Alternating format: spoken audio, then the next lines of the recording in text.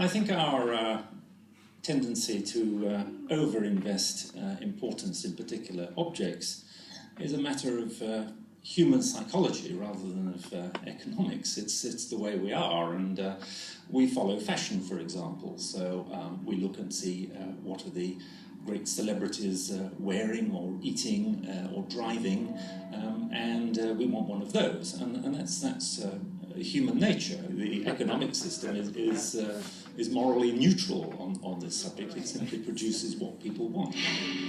How does commodity fetishism apply to the new social networks of the information age? Is it possible that the commodity extends from what we buy to the very core of who we are? The modern media, so to speak, colonize, partly create, partly colonize, partly mobilize collective fantasies. I think that sort of transcends anything that you find in Marx, because the technology and the level of development wasn't such that it permitted that kind of insight at that time.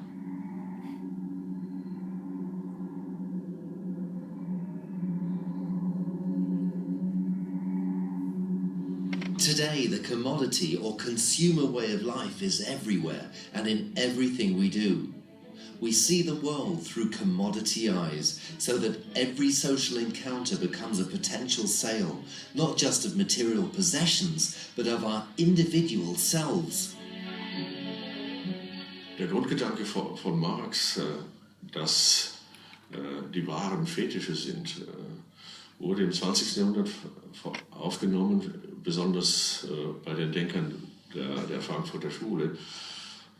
Und da ist es wiederum Walter Benjamin, der den interessantesten Beitrag zur Modernisierung des Fetischismus geleistet hat, denn er entdeckt die strukturelle Ähnlichkeit zwischen der menschlichen Ware und der sachlichen Ware.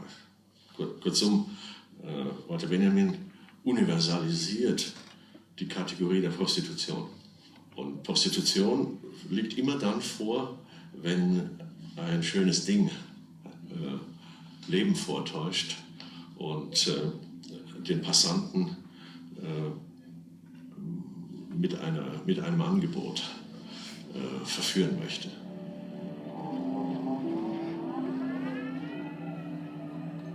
The whole mystery of commodities, all the magic and necromancy that surrounds the products of labour, as long as they take the form of commodities, vanishes therefore, so soon as we come to other forms of production. For Marx, the expectation was that the commodity would eventually give way to other forms of economic production and cooperation, in which value is no longer measured purely in monetary terms. Can we imagine a world without commodities? Vielleicht kann man sich eine Welt ohne Waren und ohne die Warenform vorstellen, aber ich denke, kaum jemand wird sie sich wünschen. Denn eine Welt ohne Waren würde bedeuten, eine Welt ohne das universale Medium Geld. Denn die Universalisierung des Geldes verwandelt alles, was uns umgibt, in Waren, im Grunde potenziell zumindest. Und wir haben, denke ich, doch in den letzten Jahrzehnten gemerkt, dass Geld ein Medium ist, das unabdingbar ist für Zivilisation, auch wenn Sie so wollen, für friedliches Zusammenleben der Menschen, für die Organisation komplexer Gesellschaften. People are trying to think about, different ways of living sustainably, and to try and create these kind of like homeostatic modes of existence where there is no waste, and maybe even live in a kind of collective way, or hint at a communal way of living.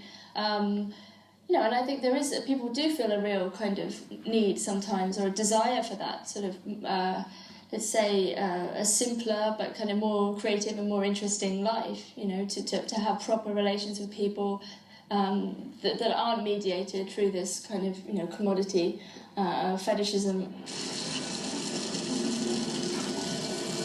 Today, there is growing disquiet in Western societies on a range of social, economic and environmental questions.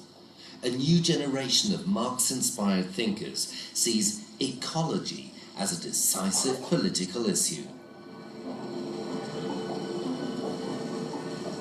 The management of the ecological common, of the air, the earth, the atmosphere, by private property and even by states has led us to the brink of disaster. But similarly, I think in economic terms, we're ever more handicapped in our even in economic functioning by the rule of private property and even the mechanisms of